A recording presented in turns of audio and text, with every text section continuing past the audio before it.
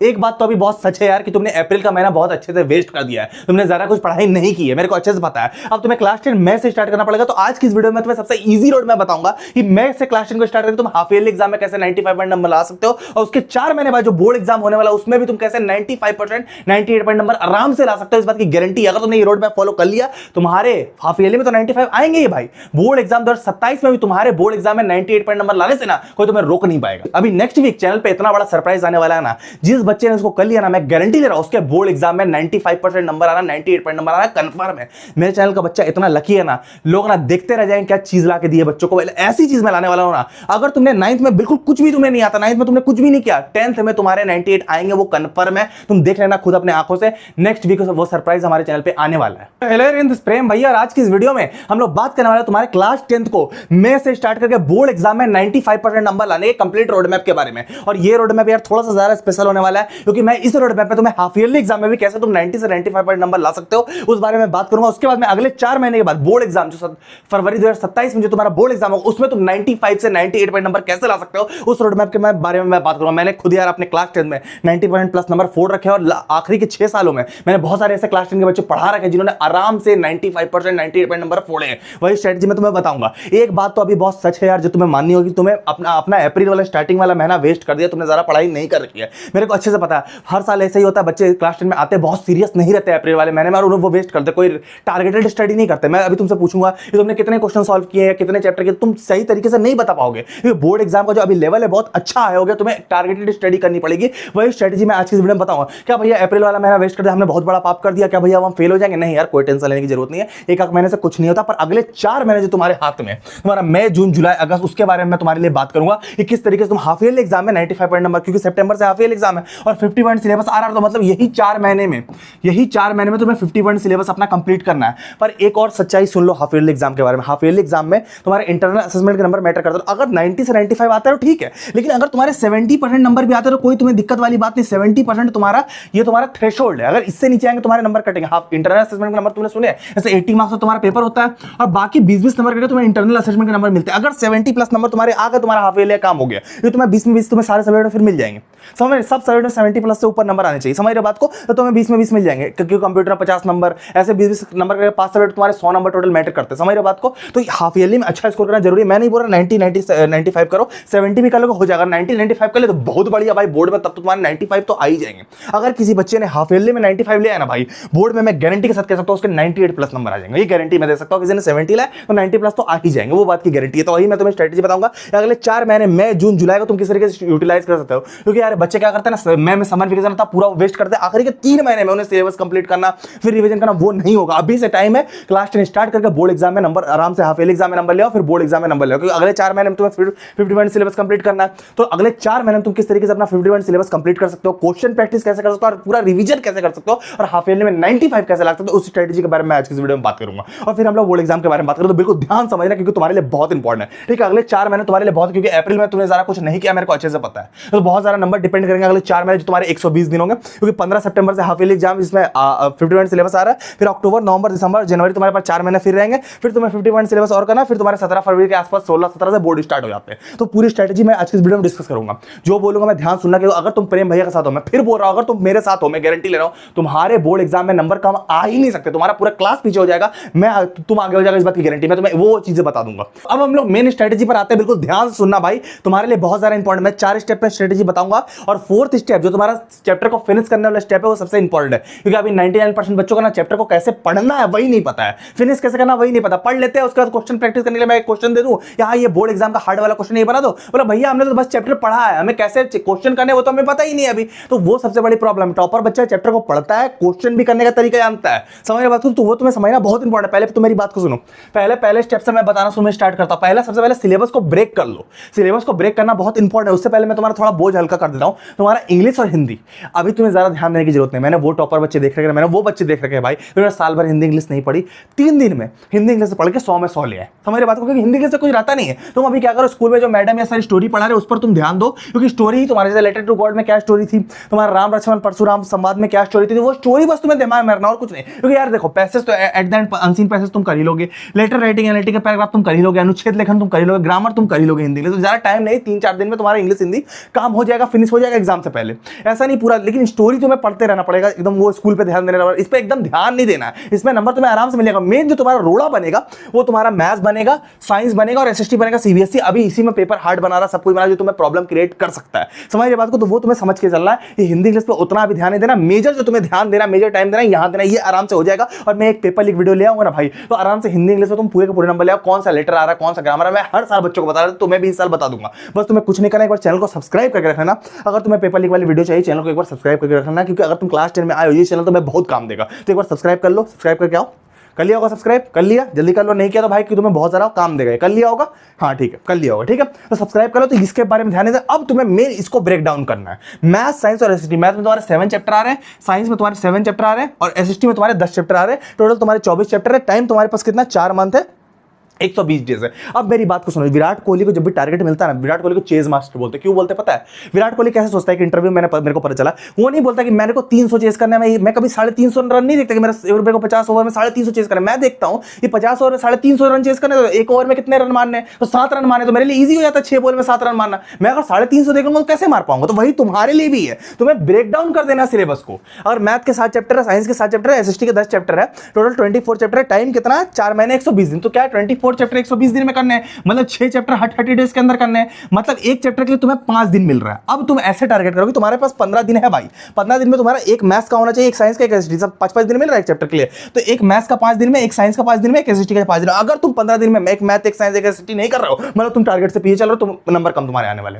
तुम्हारा सिलेबस छूटने वाला है। समझ रहे हो बात को? तो ये मैंने हाफ ईयरली का पूरा बता दिया कि हाफ ईयरली तुम्हारा आराम से हो जाएगा, मतलब हर 5 दिन में एक चैप्टर करना बहुत आराम से होगा। मैं तरीका बता दूंगा, समझ रहे बात को? और हिंदी इंग्लिश पे थोड़ा सा कम फोकस करना। अगर स्कूल में पढ़ा रहा है ठीक है, नहीं तो तुम स्टोरी ऊपर ऊपर पढ़ते चलना, ठीक है। एट द एंड लेटर वगैरह हो जाता, कोई दिक्कत वाली बात है। मेन यहां तुम्हें प्रॉब्लम आएगी, यहां पर अच्छे लेवल के क्वेश्चन, सारी चीजें तुम्हें करनी होगी, वो मैं स्टडी तुम्हें बताऊंगा, क्योंकि मैं 6 साल से बच्चों को पढ़ा रहा हूं, मेरे को बहुत एक्सपीरियंस है कि कब क्या बच्चा करेगा तो क्या चीजें होंगी। समझ रहे हो बात को? अब हम लोग आते हैं तुम्हारे दूसरे नंबर स्टेप पे। स्टेप नंबर 2, आगे पेपर में लिख के चिपका लो भाई, अपने स्टडी टेबल या कुछ हो तो आगे लिख के चिपका लो। सबसे पहले तुम टारगेट लिख लो, मैथ, साइंस और एसएसटी, और एक पेपर में मैथ्स लिख लो, 7 चैप्टर जो आ रहे लिख लो, रियल नंबर, पॉलिनोमियल, 7 चैप्टर जो आ रहे लिख लो। और जैसे कंप्लीट होगा टिक मारना, तुम्हें कॉन्फिडेंस बढ़ेगा। साइंस में, केमिस्ट्री में स्टार्टिंग है, तो ये तुम्हारा हाफ ईयरली का सिलेबस है, हल्के मत लो भाई। ये हाफ ईयरली का तुम्हारा सिलेबस है, इतने चैप्टर हाफ ईयरली में आ रहे तुम्हारे, जो तुम्हारे नंबर देंगे, जो तुम्हें, समझ रहे हो बात को, सितंबर में। साइंस में 7 चैप्टर आ रहे हैं, केमिकल रिएक्शन इक्वेशन पहला, और सबसे पहले केमिस्ट्री में chemical reaction equation, acid base salt. उसके बाद बायोलॉजी में 3 आ रहे हैं, स्टार्टिंग के 2 लाइफ प्रोसेस, कंट्रोल कोऑर्डिनेशन, एक आवर एनवायरनमेंट भी आता है। उसके बाद फिजिक्स में तुम्हारा लाइट और ह्यूमन, ये तुम्हारा आ रहा है। एसटी में इकोनॉमिक्स में 2, सिविक्स में 3, और तुम्हारा जियोग्राफी में 3, और तुम्हारा हिस्ट्री में तुम्हारा 2, ठीक है। और सबसे पहले तुम हिस्ट्री में एक चीज दिमाग रखना है, एसटी में सबसे पहले एक चीज करना कि तुम कभी भी पढ़ना तो सबसे पहले इकोनॉमिक्स वाले चैप्टर कंप्लीट करना, फिर तुम सिविक्स करना, फिर तुम जियोग्राफी करना, फिर तुम हिस्ट्री करना, क्योंकि इकोनॉमिक्स का, हिस्ट्री का एक चैप्टर इकोनॉमिक्स के 3 चैप्टर के बराबर है। इतना हेवी चैप्टर है हिस्ट्री में, तो मत करना, तुम थोड़ा बोर हो जाओगे। तो पहले इकोनॉमिक्स, फिर सिविक्स, फिर जियोग्राफी, फिर हिस्ट्री, समझ इस पैटर्न में चलना, ठीक है। लेकिन अब जो ये पहाड़ जैसा सिलेबस तुम्हें नजर आ रहा है भाई, इसको कंप्लीट कैसे करना है, सही तरीका क्या होता है कंप्लीट करने का, वो स्ट्रेटजी में तुम्हें बताने वाला हूं। क्लियर वाली बात है? बिल्कुल ध्यान सुनना भाई, क्योंकि मैं वो बंदा हूं ना जिसने क्लास 10th में भी 90% प्लस नंबर फोड़ दिया, और 12th में भी सीबीएसई बोर्ड में 90% प्लस नंबर फोड़ दिया, 6 साल से बच्चों को पढ़ा रहा हूं। तो बिल्कुल ध्यान समझ लेना, मैं वो एग्जैक्ट तरीका बताऊंगा जो तुम्हें बहुत काम आएगा। अगर तुमने अभी तक 9th में अच्छे नंबर नहीं स्कोर करे, कोई बात नहीं, अब करोगे, गारंटी दे रहा हूं, ठीक है। मेरी बात को समझ लो। अब तुम्हें कोई टाइम टेबल नहीं बनाना, टाइम टेबल सबसे बड़ा ब्लंडर है। स्टेप नंबर 3 वही, कोई टाइम टेबल नहीं बनाना। टाइम टेबल सबसे झूठी चीज होती है, ब्लंडर होता है, इससे कोई टाइम टेबल नहीं बनाना। क्या बनाना है? डेली टारगेट बनाना है। वो बच्चे जो टॉप करते हैं वो टारगेट बनाते हैं, टाइम टेबल नहीं। पर अगर टाइम टेबल बना दिया कि भैया 4 से 5 पढ़ रहा है, 6 से 7 पढ़ रहा है, तुम सोचो कि तुमने टारगेट बनाया भैया मैं 10 से 11 पढ़ूंगा, 10 से 11 के बीच हो सकता है मोबाइल खोल के तुम प्रिया की डीपी देखने लगो, कुछ और करने लगो। तुम्हें लग रहा है कि भैया मैं बुक लेके बैठा हूं, मैं पढ़ रहा हूं, लेकिन तुम पढ़ नहीं रहे थे। तरीका वो रखो कि टारगेट कंप्लीट करने का तरीका रखो। जैसे कि तुमने अगर सोच लिया कि भैया मेरे को एनसीईआरटी का रियल नंबर एक्सरसाइज 1.1 कंप्लीट करा, तो 2 घंटे के 4 घंटे लग जाए, मेरा एक्सरसाइज कंप्लीट होना चाहिए, तभी मैं उठूंगा। और 2 घंटे में हो सकता है, आधे घंटे में एक्सरसाइज कंप्लीट हो जाए, कोई दिक्कत नहीं, मेरा काम हो गया, मैं उठ जाऊंगा, कोई दिक्कत नहीं है। लेकिन मेरा काम कंप्लीट हो जाए। तुम अपने आप को मूर्ख मत बनाओ, मेरी बात को समझो। तुम अपने आप को मूर्ख बनाते हो ऐसे करके। तुम अपने दिमाग से खेलो कि मेरा जब टारगेट कंप्लीट होगा मैं उठूंगा, काम खत्म है। तो यही तरीका होता है मेजर। मैंने 12th तक टॉप कर रखा है, और यही तरीका कि मैंने टारगेट्स लिए थे। कभी मैंने बोला कि ये टाइम टेबल है, तो टाइम टेबल सबसे झूठी चीज है, कभी मत बनाना। डेली टारगेट बनाना कि अच्छा टारगेट कब बनाओगे, make next date plan before sleep at night. अगर तुम्हारा आज 1 मई है, मैं तुम सपोज कर लो आज कोई भी तारीख 1 मई है, 10 मई, कोई फर्क नहीं पड़ता, आज 1 मई है, मैं सपोज करता हूं, तो अगला दिन आज रात को सोने से पहले 2 मई का तुम टारगेट बना लो कि रियल नंबर का मेरे को चैप्टर का इंट्रोडक्शन पूरा कंप्लीट ले लेना, जितने थ्योरम वगैरह नोट कर लेना, फॉर्मूला नोट कर लेना, मेरे को मतलब ओवरव्यू चैप्टर का ले लेना है। अगले दिन तुमने वो कर लिया। मैंने तुम्हें बोला 5 दिन में चैप्टर कंप्लीट करना, आराम से 5 दिन में होगा। तुम देखो क्या क्या करना है। फिर 2 मई को सोने से पहले 3 मई को प्लान बना लिया कि रियल नंबर का एनसीईआरटी में 20 क्वेश्चन है भैया, वो मैं कर लूंगा। तो अगले दिन कंप्लीट कर लिया। नहीं हुआ तुम्हें पता चलेगा कि नहीं हुआ तो तुम टिक नहीं मारो, कंप्लीट हुआ तो टिक मार लेना अपने प्लान पे, ठीक है। यहाँ पर टिक मार लेना, तुम्हें भी कॉन्फिडेंस बढ़ेगा और 4 दिन में चैप्टर खत्म है जी। समझ रहे हो बात को। फिर तुम्हारे 3 मई को सोने से पहले 4 मई का प्लान बना कि रियल नंबर के एनसीईआरटी एग्जाम्पलर के भी मैं क्वेश्चन लूंगा। 15 एमसीक्यू जो बोर्ड में आते हैं मैं तुम्हें समझाऊंगा, वो 15 एमसीक्यू करने हैं और 10 से 15 क्वेश्चन करने हैं, तो वो भी मैं कर लूंगा अगले दिन। फिर 5 मई को मैंने क्या करना, 10 साल के previous year question real number कर लेना है। 1 साल में 3 क्वेश्चन आते हैं, 10 साल में 30 के आसपास क्वेश्चन है, ये कर लिए। ये 4 स्टेप कर लिया, काम खत्म। एक चीज ध्यान रखना, अभी बच्चे ना आरडीआरएस के चक्कर में फंस जाते हैं। कोई किसी स्कूल में आरडी लग रहा होता है, किसी स्कूल में, क्या ये खराब बुक्स है? नहीं, खराब बुक्स नहीं है, पर क्या है कि इनका जो सिलेबस रहता है वो बहुत आउटडेटेड रहता है पहली चीज तो, और बहुत सारा मोटी है, तुम्हारा टाइम वेस्ट होगा। तो मेरी रिक्वेस्ट है, मैंने खुद क्लास 10 में 90+ नंबर 4 रखे, लाखों टॉपर बच्चे निकाल रखे, ये एकदम एंड में करना, ये मत करना। तुम्हें अभी 3 चीज पर फोकस करना। मैं अभी तुम्हें खुला बता दूं, पहला एनसीईआरटी, क्योंकि सीबीएसई ने लेवल पेपर का भी बहुत हार्ड कर दिया। मैं बता रहा हूं, कॉम्पिटेंसी बेस्ड क्वेश्चन तुम्हें यहां नहीं मिलेंगे, वो सीबीएसई के पेपर में ही मिलेंगे। तो पहला तुम्हारा एनसीईआरटी तुम्हें अच्छे से करना है। क्वेश्चन उससे आएंगे क्या भैया? नहीं आएंगे, उससे बेस बनेगा। क्वेश्चन कहां से आएंगे? एनसीईआरटी एग्जाम्पलर से आएंगे और तुम्हारा प्रीवियस ईयर क्वेश्चन, पिछले 10 साल के जो प्रीवियस ईयर पेपर है उससे आएंगे। समझ बात को, सीबीएसई ने लेवल हार्ड कर दिया। अब कैसे चैप्टर को पढ़ना है पहले वो समझ लो, फिर मैं तुम्हें आगे की चीज बताऊंगा। तुम्हें पूरा समझ आएगा। इनको थोड़ा सा अवॉइड करना है, स्कूल में करा रहे हैं, हाँ सर को दिखा दो कि हाँ सर मैं कर रहा हूँ, हाँ मैं कर रहा हूँ, ये तुम्हें इंटरनल असेसमेंट का नंबर मिल जाएगा, लेकिन करना मत असल में। जो मैं बोल रहा हूँ वो आगे बढ़ के फॉलो करना, पत्थर की लकीर मार के तुम टॉप करोगे। ऐसी बात है, तो इनको पढ़ के सबके 98 आ रहे होते मैथ में और साइंस में। मैथ में क्यों नहीं आ रहे? क्योंकि इसमें दिक्कत है, क्वेश्चन ज्यादा है। समझ रहे बात को? तो क्या करना है मैं बता रहा हूं, ठीक है। ऐसा नहीं वो खराब चीज है, अभी के टाइम पे वो रिलेवेंट नहीं है। चैप्टर को फिनिश कैसे करें? चैप्टर को फिनिश कैसे करना, देखो 5 स्टेप में चैप्टर फिनिश होता है। मेरी बात को समझो कि अगर तुमने ये 5 स्टेप लगाया किसी चैप्टर को फिनिश करना, मैं गारंटी ले रहा हूं कोई भी क्वेश्चन बोर्ड एग्जाम में, फेल एग्जाम में आएगा, तुम कर लोगे। ऐसे होता है ना, बच्चों ने चैप्टर पढ़ लिया कि भैया मैडम ने मेरे को चैप्टर पढ़ा लिया, मैंने नोट्स बना लिया, अब मैं एक बोर्ड का क्वेश्चन उठाकर उनको दे दूंगा, बोले भैया एक किस चैप्टर का क्वेश्चन है, पहचान नहीं पाएगा बच्चा, बनाना तो दूर की बात है यार। तो कैसे ऐसा होगा कि तुम चैप्टर भी पढ़ लो, क्वेश्चन भी कर लो? टॉपर बच्चा क्या क्वेश्चन पे ध्यान देता है? अगर क्वेश्चन कर लिया chapter complete, at the end question ही आएगा। तो वो तरीका मैं तो उस तरीके से तुम्हें गाइड कर रहा हूं। बिल्कुल ध्यान सुना, बहुत इंपॉर्टेंट बात बताने जा रहा हूं। तुम्हें अभी तक किसी ने ये बात नहीं बताई होगी, मैं क्लियर बता रहा हूं किस तरीके से चैप्टर को कंप्लीट करे, क्वेश्चन करना है, वो इंपॉर्टेंट है तुम्हारे लिए। समझ रहे बात को? अभी कुछ चीजें तुम्हें ध्यान दे, किसी भी चैप्टर को कंप्लीट करना पहले ओवरव्यू पे ध्यान दो। अभी सीबीएसई वाले अपने वेबसाइट पर डायरेक्ट बताया कि नेचर ऑफ क्वेश्चन पे 50 पॉइंट कॉम्पिटेंसी बेस्ड रहेगा, रियल लाइफ पे क्वेश्चन रहेंगे। इंडिया गेट है, उसकी हाइट निकाल दो, एक बच्चा पतंग उड़ा रहा है, उसकी पतंग की डोर इतनी, कितनी डोर की लेंथ कितनी, अगर यहां से sin 30 डिग्री का एंगल बन रहा है, समझ रहे बात को? तो उस टाइप के रियल लाइफ वाले क्वेश्चन है। समझ रहे बात को? ऐसे क्वेश्चन जो रियल लाइफ पे। एक बच्चे ने क्रिकेट में बॉल में शॉट मारी, अब शॉट मारा, वो जाके एक पेड़ पर लगी, कितने डिग्री पर लगी, इस टाइप का रियल लाइफ में बनाने की कोशिश करता। नाउ है रियल लाइफ में, सारी रियल लाइफ की चीजें बनाने की कोशिश करते। बहुत लंबा इन्होंने सर्कुलर दिया, मैं बताऊं किस टाइप के क्वेश्चन तुम्हें करना है एक्सपीरियंस से। तो पहले तुम्हें इसके लिए क्या करना है, किसी भी चैप्टर का, मैथ हो, साइंस हो, हिस्ट्री, एक चीज दिमाग में रखना है, पहले इंट्रो लिया चैप्टर का, इंट्रोडक्शन ले लिया, यूट्यूब से कर लो, बहुत अच्छे लेक्चर्स हैं, या फिर तुमने कोई बैच ले रखा वहां से कर लो, दोनों जगह से करना। पहले चैप्टर को समझ लो, पहले लेक्चर से चैप्टर को समझ लो, अभी नोट मत करना, पहले एक बार समझने का ट्राई करो। समझ लिया, रफ कॉपी में नोट करना। पहले चैप्टर को जब तुमने समझ लिया, समझने के बाद चैप्टर को तुम्हें समझ लिया, रियल नंबर तो कौन कौन से थ्योरम, मैथ से तो हाथ चलाते रहो। तो पहले तुमने चैप्टर को समझा, ऊपर देखा, अब तुमने क्या सेकंड में फिर तुमने लेक्चर लगाया, अब तुमने शॉर्ट नोट्स बनाए जो टीचर बता रहा है। पहले फॉर्मूला लिख लिया, पहले तो समझने का ट्राई करो ऊपर, फिर तुमने नोट भी करने का ट्राई करो, जो टीचर फॉर्मूला नोट करा नोट किया, ठीक है, फिर जो थ्योरम नोट करा नोट किया। अगर कोई क्वेश्चन सॉल्व करा साथ में सॉल्व करने का ट्राई करो, ये सबसे इंपॉर्टेंट है। अगर कोई क्वेश्चन मैथ या साइंस में सॉल्व करा रहा है, एकदम साथ में सॉल्व करने का ट्राई करो। डेफिनेशन लिखा रहा है, डेफिनेशन लिखो साथ में, फिर लेक्चर में रिएक्शन लिखा है, रिएक्शन लिखो, डायग्राम बना रहा है, डायग्राम लिखो, और नोट्स कम पड़े तो बाहर से नोट्स लिखे अपने नोट्स बना दो। तो तुमने नोट्स और टीचर का बात सुन लिया। अब बच्चा यही सोचता है कि मेरे चैप्टर कंप्लीट कर लिया, अब यहां से क्वेश्चन दे रहे हो, बच्चे से क्वेश्चन बनता ही नहीं। समझ रहे हो? तो क्वेश्चन अलग चीज हो गई, चैप्टर का कॉन्सेप्ट अलग चीज। यहां तक तुम्हारा कॉन्सेप्ट क्लियर हुआ है, तुमने नोट्स अच्छे बना लिए टीचर का देख के और बाहर से, और तुमने चैप्टर को समझ लिया। अब तुम्हारा मेन आता है क्वेश्चन जो एग्जाम में आता है। पहले तुम्हारा क्या करना है, एनसीईआरटी करनी है। एनसीईआरटी देखो यार, मेरे जो टीचर कॉपी चेक करते हैं, बोर्ड एग्जाम के क्वेश्चन को डिजाइन करते हैं, हाफ ईयरली क्वेश्चन को डिजाइन करते हैं, उन लेवल के टीचर से मेरी बातचीत होती है। मेरे बहुत स्कूलों में आना जाना है, वो बोलते हैं मेरे को सर जब भी हम क्वेश्चन देते हैं ना, एनसीईआरटी के एग्जांपल से देते हैं, एनसीईआरटी के जो सॉल्व एग्जांपल आते हैं ना, उनसे क्वेश्चन देते हैं, एक्सरसाइज से नहीं देते। मैं पेन पकड़ के बोल रहा हूं, मेरी सच में टीचर से बात होती है।